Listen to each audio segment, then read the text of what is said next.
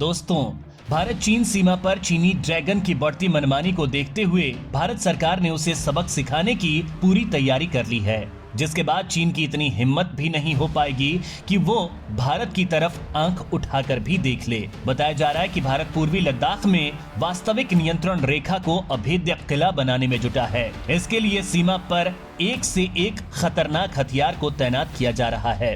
इसके अलावा यहाँ कई तरह के इंफ्रास्ट्रक्चर, हाई स्पीड नेटवर्किंग और सीमावर्ती इलाके में सड़क का जाल बिछाकर चीन को मात देने की तैयारी की जा रही है, जिसे धनबाद सिम्फर के वैज्ञानिक अंजाम तक पहुंचा रहे हैं। वहीं दूसरी तरफ सीमा पर बसे गांवों को हाईटेक बनाया जा रहा है। ये सभी मिलकर भारतीय सेना को ऐसी ताकत दे रहे हैं जो आज तक नहीं मिली है। चलिए आज के वीडियो में हम जानेंगे कि सीमा पर भारत सरकार, सेना और यहाँ की जनता के लिए क्या क्या कर रही है, क्यों एलएसी को एक अभेद्य किला माना जा रहा है। तो ये सब जानने के लिए आप ये वीडियो अंत तक जरूर देखिएगा। दोस्तों, मोदी सरकार का एक ही मकसद रहा है, सीमा पर देश को इतना मजबूत करें कि चीनी ड्रैगन उसकी तरफ देखना तो दूर की बात, वो भारतीय सेना के बारे में सोचकर भी कांप जाए। इसकी ट्रैक पर काम करते हुए पिछले 3 सालों में भारत ने एलएसी पर सड़कों के निर्माण से लेकर सैन्य ठिकानों, बंकरों, ramp, aircraft landing sites, high speed networking से लेकर दूसरी बुनियादी जरूरतों का जबरदस्त डेवलपमेंट किया है। इसके साथ ही एलएसी के चप्पे चप्पे पर आर्टिलरी गन से लेकर तोपों, air defence system, anti drone और एंटी मिसाइल सिस्टम सहित दूसरे युद्ध वाहनों की तैनाती कर चुका है। अब केंद्र सरकार देश की सीमा से लगे गांवों को हाईटेक बनाने में जुट गई है। इस तरह से एलएसी अभेद्य किला बनकर तैयार हो रही है। गलवान घाटी के बाद तवांग में चीनी सैनिकों का फेल हो जाना भारत की इसी पूर्व तैयारी का परिणाम माना जा रहा है। दोस्तों, जून 2020 में भारत और चीन के बीच हिंसक झड़प हो गई थी। इसके बाद से ही मोदी सरकार चीन की सीमा को अभेद्य बनाने में जुट गई थी। उनकी यही कोशिश रही है कि जल्द से जल्द यहां ऐसे इंफ्रास्ट्रक्चर खड़े कर दिए जाएं जिससे यहां चीन की परछाई भी नहीं पड़ सके। हालांकि इससे पहले भी साल 2016 से 2020 के दौरान एलएसी पर बुनियादी जरूरतों को लेकर काफी सारे डेवलपमेंट किए गए थे, लेकिन ये सब चीन के मंसूबों और उसकी तैयारियों को जवाब देने के लिए काफी नहीं थे। इसलिए चीन की मनमानी यहाँ बढ़ती जा रही थी। इसे देखते हुए मोदी सरकार ने इन्हें ज्यादा मजबूत करने के बारे में सोचा और चीन को चारों खाने चित्त करने के लिए सरकार ने अपनी पूरी ऊर्जा एलएसी पर झोंक दिए।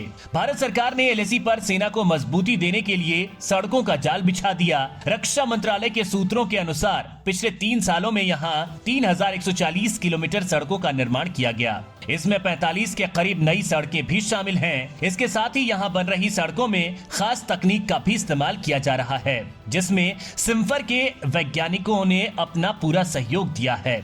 दरअसल इसके पीछे कारण अभी हाल ही में हुई अरुणाचल प्रदेश के तवांग इलाके में चीनी सैनिकों से झड़प है। इस घटना के बाद इस इलाके को सुरक्षित करने के लिए भारत सरकार गंभीर हो गई है। सीमावर्ती इस इलाके में सड़कों का जाल बिछ रहा है। सकरी सड़कों को चौड़ा भी किया जा रहा है ताकि विषम परिस्थितियों में सैनिकों को सहायता पहुंच सके। इस बड़े काम को धनबाद के सिम्फर के वैज्ञानिकों की देखरेख में अंजाम तक पहुँचाया जा रहा है।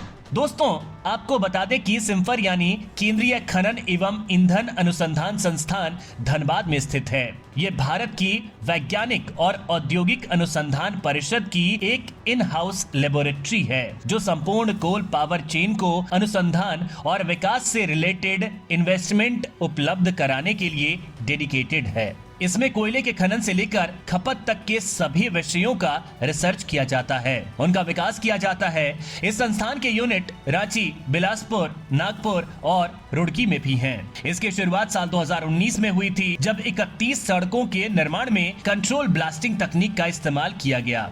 इन ऑल वेदर रोड की खासियत ये है कि ये हर मौसम में खुली रहेंगी। वहीं जब ये सड़क बन जाएगी तो सेना की गाड़ियां इस इलाके में हाई स्पीड से अपने डेस्टिनेशन तक पहुंच पाएंगी। यहाँ कई सड़कों की चौड़ाई लगभग दोगुनी कर दी गई है। इस प्रोजेक्ट को लेकर वैज्ञानिक बॉर्डर रोड ऑर्गेनाइजेशन यानी BRO के विशेषज्ञों को भी प्रशिक्षण दे रहे हैं, ताकि सड़क बनाने की तकनीक को वे भी समझ सकें।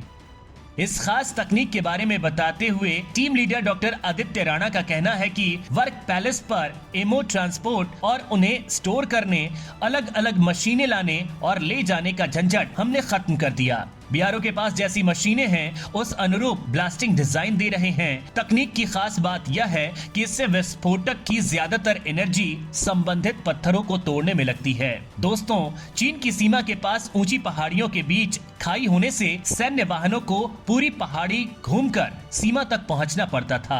इसमें कई घंटे लग जाते थे, लेकिन अब इन पहाड़ियों के बीच डबल लेन पुल बन गया है। इससे समय भी बचेगा, वहीं उबड़ खाबड़ सड़कों पर चलने से होने वाले खतरे से भी राहत मिलेगी। वहीं भूस्खलन वाले जगहों पर रास्तों को चौड़ा करना सबसे ज्यादा चुनौतीपूर्ण था। ये काम भी वैज्ञानिकों ने कर दिखाया है। पूर्वी लद्दाख में ऊंची चोटियों पर एयरक्राफ्ट लैंडिंग पैड भी बनाए गए हैं, जहां से सेना मिलिट्री ऑपरेशंस को अंजाम दे सकती है।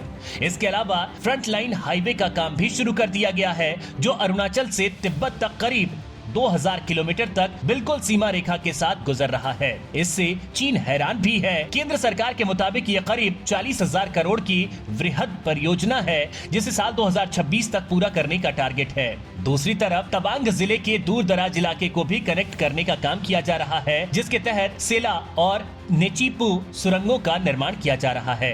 क्योंकि सर्दी में भारी हिमपात की वजह से वाहनों की आवाजाही मुश्किल हो जाती है। वहीं इस तरह के विकास के बाद यहाँ भारतीय सैनिकों के साथ आम जन को भी सुविधा मिलेगी, लेकिन इन सब के जरिए चीन को मुंहतोड़ जवाब देने में ज्यादा सहायता मिलेगी, क्योंकि इन सब इंफ्रास्ट्रक्चर से सेना कभी कहीं भी आ जा सकती है और संचार सुविधाओं से आपसी कम्युनिकेशन बेहतर होगा। इसके साथ ही LAC क्षेत्र में 22,000 सैनिकों के लिए नए शेल्टर का निर्माण भी किया गया है, जहां सैनिक किसी भी मौसम में रह सकते हैं। ये नए शेल्टर पूरी तरह से हाईटेक और सभी तरह के मौसम को झेलने के अनुकूल हैं। इसके अतिरिक्त LAC पर भारत ने 450 से ज्यादा युद्धक वाहनों के लिए बेस बनाया है। वहीं सुरंगों, बंकरों और गुफाओं का निर्माण असीमित संख्या में किया गया है। इसमें एंटी मिसाइल और बम निरोधक बंकर भी शामिल हैं, जहां रहकर सैनिक दुश्मनों के मंसूबों को नाकाम बना सकते हैं। मोदी सरकार ने LAC पर सुरक्षा को मजबूती देने के लिए यहां से लगने वाले गांवों तक 4G सेवा पहुंचाई है। वहीं अब यहां 5G नेटवर्किंग और हाई स्पीड ब्रॉडबैंड सेवा पर भी काम शुरू हो गया है। ऐसा होने से सेना को दुश्मनों की हर हरकत पर नजर रखना और उनका सर्विलांस करना काफी आसान हो जाएगा। इसके साथ ही ग्रामीणों के माध्यम से भी चीन की साजिशों का पता चलता रहेगा। भारत सरकार ने सीमा पर 150 से ज्यादा गाँवों को और भी अधिक हाईटेक बनाने का काम शुरू किया है। इसके लिए LAC पर गश्त कई गुना बढ़ा दी गई है। इसके साथ ही तवांग के सीमावर्ती इलाकों में 43 नए मोबाइल टावर लगाए जा रहे हैं। इससे सेना के साथ आम नागरिकों को भी फायदा मिलेगा। तवांग के डिप्टी कमिश्नर KN डेमो ने कहा कि BSNL और भारती एयरटेल वहां पर 23 नए मोबाइल टावर लगाएगा, ताकि कनेक्टिविटी बढ़ेगी। सीमा पर अगर हथियारों की बात करें तो LAC पर M777 होवित्जर तोप की तैनाती कर दी गई है। ये अमेरिका मेड है। इसके अलावा कारगिल में पाकिस्तान को तबाह करने वाली बोफोर्स तोप भी मौके पर लगाई गई है। इसके साथ ही artillery gun, air defence system, anti missile और एंटी ड्रोन सिस्टम से भारतीय सेना लैस हो चुकी है। सीमा सुरक्षा के लिए सुखोई जैसे विमान सीमा पर उड़ान भर रहे हैं। इसके साथ ही गरुड़ विशेष बल पूर्वी लद्दाख से लेकर सिक्किम और अरुणाचल प्रदेश तक चीन सीमा के साथ सीमावर्ती क्षेत्रों में तैनात है।